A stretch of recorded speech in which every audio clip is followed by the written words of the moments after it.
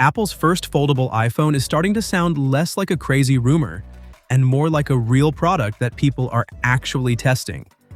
And apparently, the early reactions are surprisingly positive.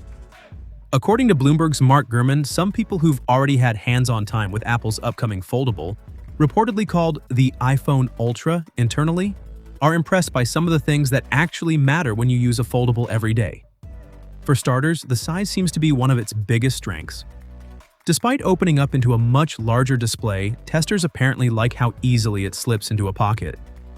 Even the hinge is getting praise, with people liking both the feel and the durability. And then there's the big screen. When you unfold the phone, Apple is reportedly using iPad-style app layouts to make better use of all that extra space. So instead of simply stretching the normal iPhone interface across a bigger display, apps can actually show more information side by side. That could make the iPhone Ultra much more useful for things like multitasking, gaming, watching videos, and getting actual work done. But there's one area where Apple might have made a pretty surprising compromise: the cameras. Gurman says the foldable works surprisingly well as a giant camera viewfinder, which makes sense given that you essentially have a mini tablet-sized display in your hands. But despite the premium price, Apple apparently isn't giving it a telephoto camera. The current expectation is a dual-camera system with a 48-megapixel main sensor and an ultra-wide camera. And honestly, that could be a tough sell.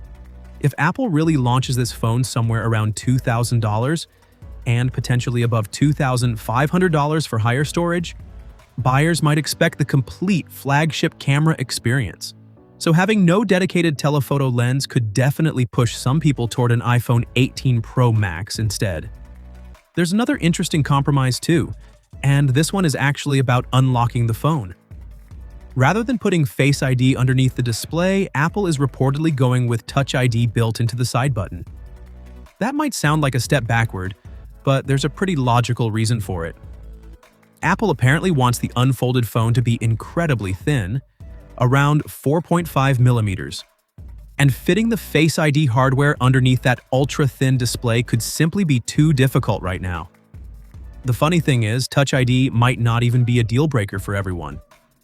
Some people actually prefer the simplicity of a fingerprint sensor, especially on a device that you're constantly folding and unfolding. As for the design, Apple is reportedly taking a very familiar book-style approach.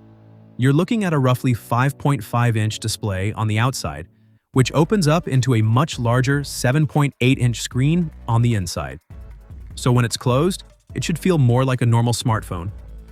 Open it up, and suddenly you're basically carrying a tiny iPad. And that seems to be the whole point of this device. Apple isn't just trying to make a foldable iPhone. It's trying to make a foldable that feels polished enough that you actually want to use it every day. The big question is whether all of this will be worth the price, because Apple is reportedly preparing to unveil the iPhone Ultra alongside the iPhone 18 Pro and iPhone 18 Pro Max around September 9th. And if the rumors are right, this could easily become one of the most expensive mainstream smartphones ever made. Starting at around $2,000 is already a lot, but if higher storage configurations push it beyond $2,500, Apple is going to need to convince people that this isn't just an iPhone with a folding screen. It's an entirely different kind of iPhone. And judging by these early hands-on reactions, Apple might actually be getting surprisingly close.